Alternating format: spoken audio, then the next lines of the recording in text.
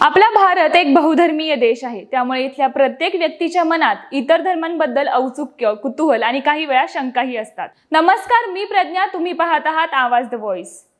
मुस्लिमांच्या मस्जिद, मदरसा यांच्याविषयी बहुसंख्याकांच्या मनात बरीच अशी उत्सुकता असते। बऱ्याचदा अज्ञानही असतं। या अज्ञानामुळे अनेक गैरसमजही तयार होतात। त्यात मदरसा म्हटलं की आपण वाचलेल्या, पाहिलेल्या नकारात्मक बातम्यांची एक यादीच आपल्या समोर येते। बऱ्याचदा अज्ञान भीतीत आणि द्वेषात कधी रूपांतरित होतं हे खुद्द त्या व्यक्तीच्याही लक्षात येत नाही। हीच बाब लक्षात घेऊन महाराष्ट्रातील मुस्लिम समाजानं एक अनोखा उपक्रम हाती घेतलाय। आपली धर्मस्थळं, प्रार्थनास्थळं यांचा इतर धर्मीयांना परिचय करून देण्याचा। मुस्लिम प्रार्थना स्थळांविषयी बहुसंख्याकांच्या मनातल्या प्रश्नांचं, शंकांचं निरसन व्हावं यासाठी महाराष्ट्रात अनेक उपक्रम राबवले जात आहेत। मस्जिद परिचय हा त्यापैकीच एक उपक्रम आहे। याच धर्तीवर आता पुण्यातील दापोडी येथे मदरसा परिचयाचाही कार्यक्रम आयोजित करण्यात आला आहे। मदरसा म्हणजे काय, इथं नेमकं काय केलं जातं, अशा सगळ्या प्रश्नांची उत्तरं या उपक्रमाद्वारे मिळणार आहेत। सोबतच मदरशाची सैरही करवली जाणार आहे। चला तर मग सहभागी होऊयात या उपक्रमात आणि जाणून घेऊया मदरशाविषयी।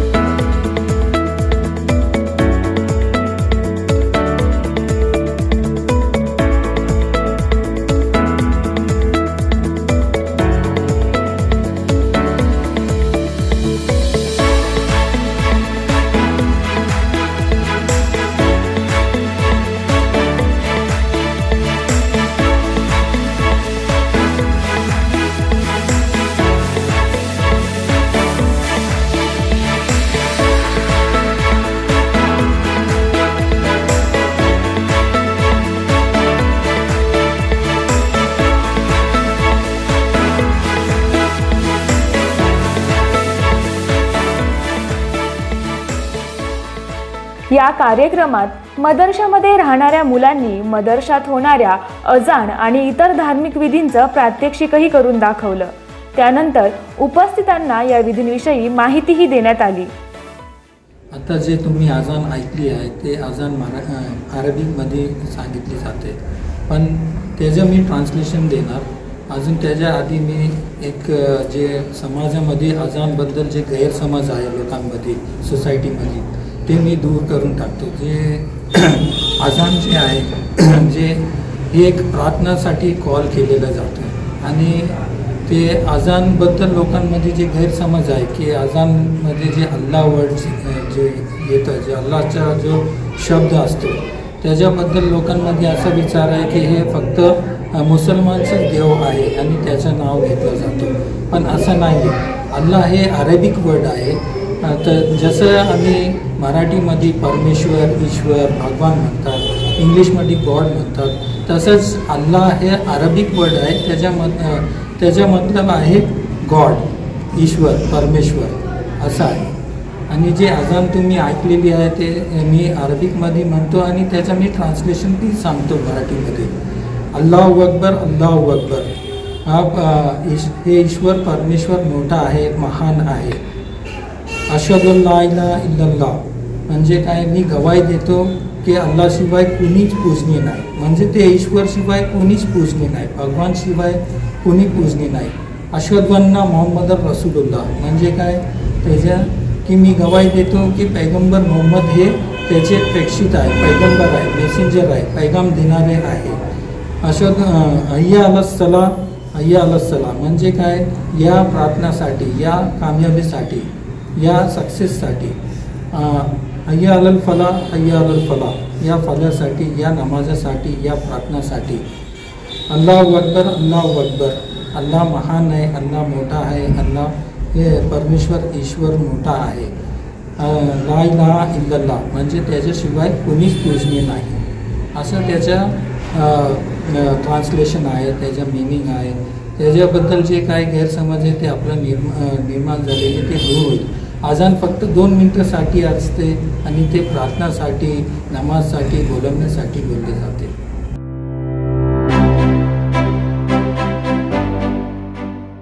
मदरसा फैजुल उलूममध्ये शिक्षण घेणाऱ्या आणि इथेच वास्तव्याला असणाऱ्या विद्यार्थ्यांनीही आवाज मराठी सोबत दिलखुलास संवाद साधला. आम्ही सकाळी उठून सगळ्यात पहिलं नमाज पडतात. त्याच्यानंतर आमचा अभ्यास होतो. 7 वाजता आमचा अभ्यासची सुट्टी होती. आम्ही नाश्ता करतो. नाश्त्याच्या नंतर आम्ही शाळेत जातो. शाळेत आम्ही 8 ते 2 वाजेपर्यंत अभ्यास करतो. त्यानंतर आमची सुट्टी होती. 3 वाजता आम्ही इथं येऊन परत आमचा अरबीचा अभ्यास असतो. 3 ते 5 आम्ही अभ्यास करतात. त्यानंतर आमची असरची नमाज होती. त्याच्यानंतर आम्ही 5 ते 7 आम्हाला सुट्टी असतात. सुट्टीच्या नंतर 7 ते 9 पर्यंत आम्ही परत अभ्यास करतो. त्यानंतर आम्ही इशाची नमाज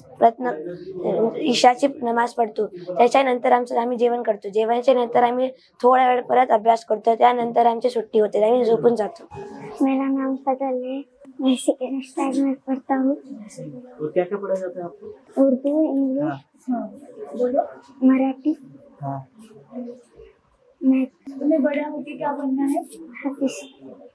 आज मला इतका आनंद होतो आहे की जे मदरशाच्या निमित्ताने मला जे काही ऐकायला मिळालं, जे प्रमुख जे आहे संस्था, ते संस्था संयोजक की ज्यामध्ये जे प्रमुख आहेत त्यांनी सांगितलं की या शाळेचा उद्देश काय आहे. तर संस्थेचा उद्देश असा आहे की इथं कोणत्याही प्रकारचा चांगला इन्सान निर्माण व्हावा, एक मानव निर्माण व्हावा, ही या संस्थेची भूमिका आहे. नमो बुद्धाय, जय भीम. आज मदरसा या ठिकाणी भेट दिल्यानंतर मला खूप प्रेरणा आणि आनंद वाटला. याचं कारण की या ठिकाणी अतिशय गरीब, निराधार, आई वडील नसलेले बेसहारा विद्यार्थ्यांना या ठिकाणी शैक्षणिक प्रशिक्षणाबरोबर धार्मिक प्रशिक्षण दिले जात आहे.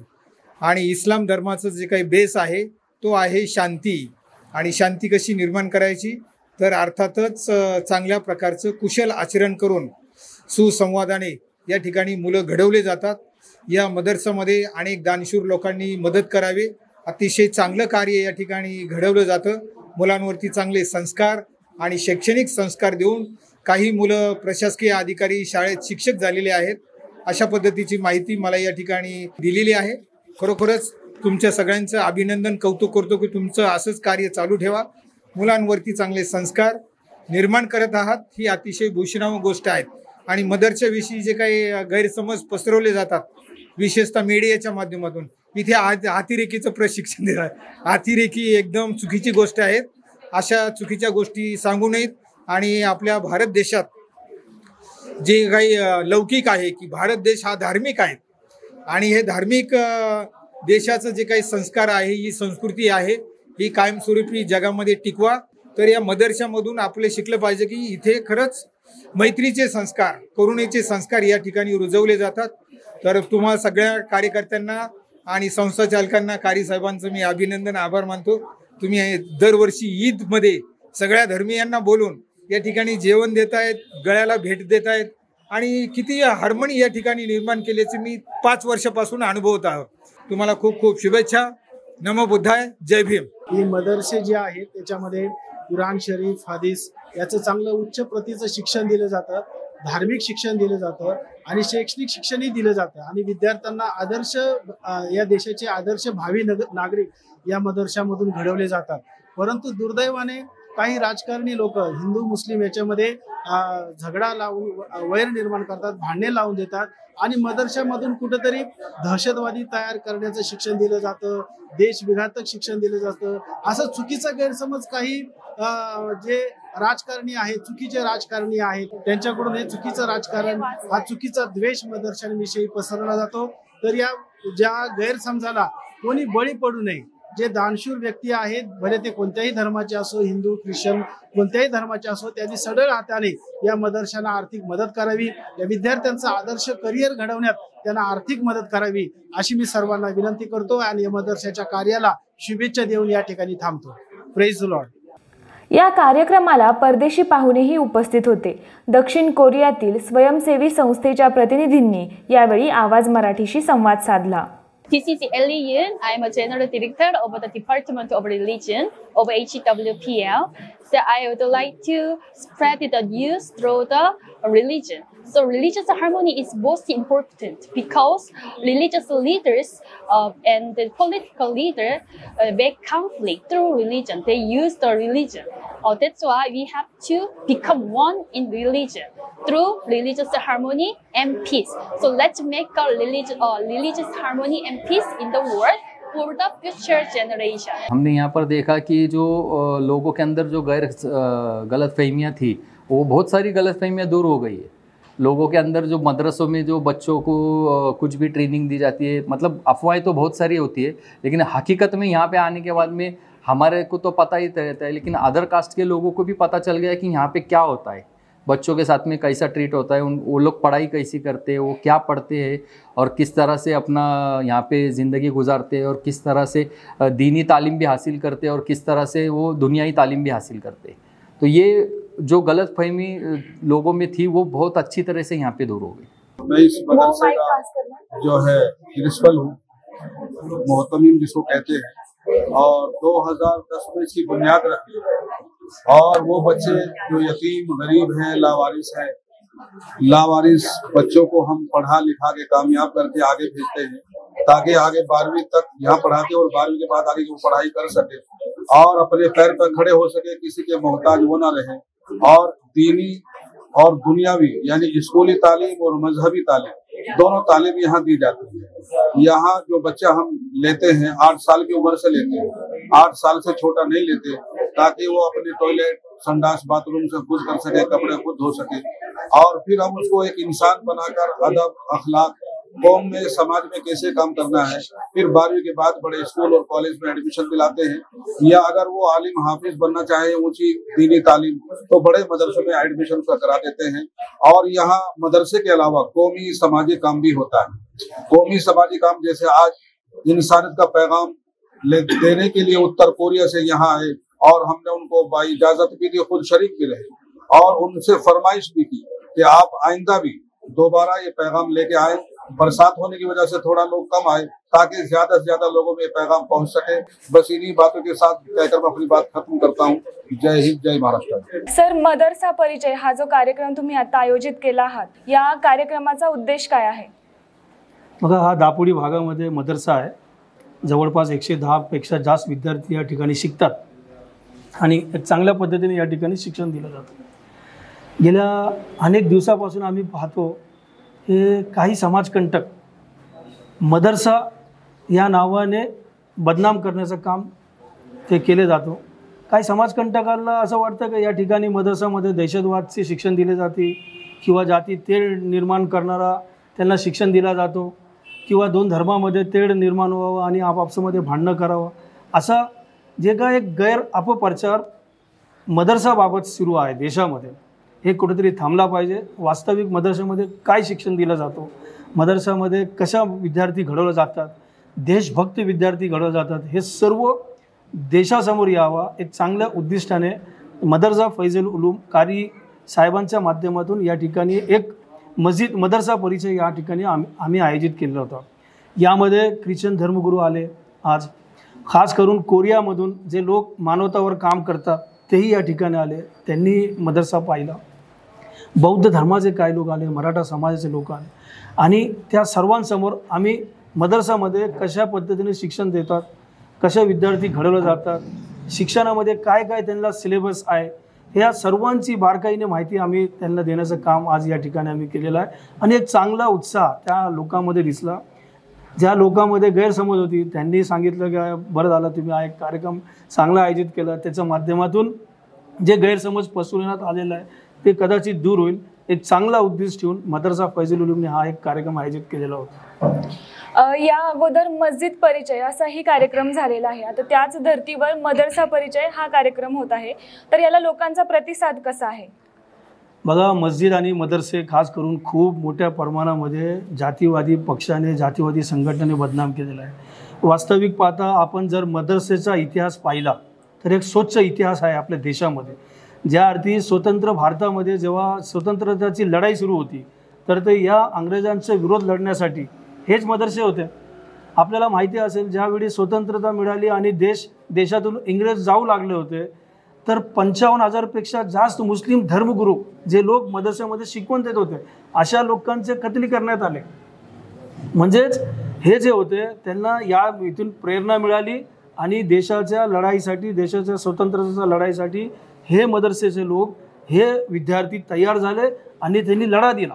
या देशामध्ये, भारतामध्ये एकही विद्यार्थी मदरसामध्ये शिक्षण घेतलं त्यांनी आणि दहशतवादच्या कारवाईमध्ये आढळलेला आहे असा एकही उदाहरण कुठेही देशामध्ये दिसून येत नाही.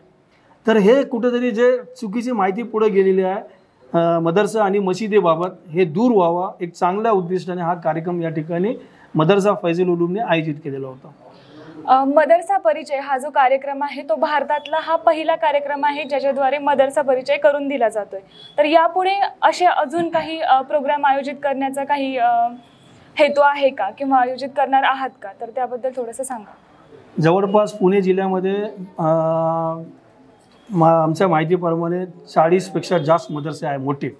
त्या सर्व मदरसेमध्ये स्थानिकल्या रहिवाशांना सांगून किंवा जे ट्रस्ट आहे त्या ट्रस्टांना आम्ही विनंती करू आणि त्यांना सांगू की आपल्या पद्धतीने त्या भागामध्ये आपण कार्यक्रम घेतला पाहिजे. कारण मदरसाला बदनाम होता कामा नाही. मदरसा एक चांगल्या हेतूने शिक्षण दिलं जातो. मदरसाच्या माध्यमातून चांगले विद्यार्थी घडतात, धर्मगुरू घडतात आणि ते लोक चांगलं शिक्षण देतात. आपण पाहिलं असेल एकही मशिदीमध्ये तेढ निर्माण करणारं भाषण होत नाही. प्रत्येक शुक्रवारी अर्धा तासाचा त्यांचं एक व्याख्यान असतो. त्या व्याख्यानाच्या माध्यमातून देशासाठी, समाजासाठी, आपल्या देशबांधवासाठी कशा पद्धतीने आपण वागावा एक चांगलं मार्गदर्शन त्या मौलानाच्या माध्यमातून होतो आणि ते मौलाना अशाच मदरसाच्या माध्यमातून निर्माण केले जातात. तर मदरसावर काही लोकांची जे वाईट नजर आहे असतात, काही लोक समाजामध्ये तेढ निर्माण करणारे असतात. त्या तेढ निर्माण करणाऱ्या लोकांनाही आम्ही आव्हान करणार की बाबांनो तुम्ही आमच्या मदरसेमध्ये या आणि बघा आम्ही काय दहशतवादचे शिक्षण देतो का, आम्ही काय दोन समाजामध्ये तेढ निर्माण होणारं भाषण करतो का. तर अशातला काही भाग नाही. त्यांनीच स्वतः येऊन आम्हाला वाटतं की त्यांनी आमच्याशी संपर्क साधावा. आम्ही त्यांना हे सर्व मदरसेमधलं शिक्षण असू द्या, मशिदीमध्ये काय पद्धतीने नमाज पढली जाते, कशा पद्धतीने शिक्षण दिलं जातो, काय खरोखरच मशिदीमध्ये हत्यार असतात का, लपवले असतात का, हे सर्व दाखवण्याचं काम आम्ही त्यांना करण्यासाठी तयार आहोत. त्यांनी स्वतः येऊन पुढाकार घ्यावा आणि आमच्याशी संपर्क करावा. खऱ्या अर्थानं मस्जिद परिचय या कार्यक्रमाच्या माध्यमातून धार्मिक सौहार्द कशा प्रकारे जपलं जातं आणि या ठिकाणी कुठलाही सामाजिक तेढ निर्माण करण्याचं काम होत नाही, तर या उलट धार्मिक सौहार्द जपण्याचं काम केलं जातं याची माहिती या कार्यक्रमाच्या माध्यमातून मिळाली. अशाच प्रकारचे अनेक कार्यक्रम आपल्या माध्यमातून आयोजित व्हावे आणि यासाठी आवाज मराठीकडून तुम्हाला खूप खूप शुभेच्छा. धन्यवाद.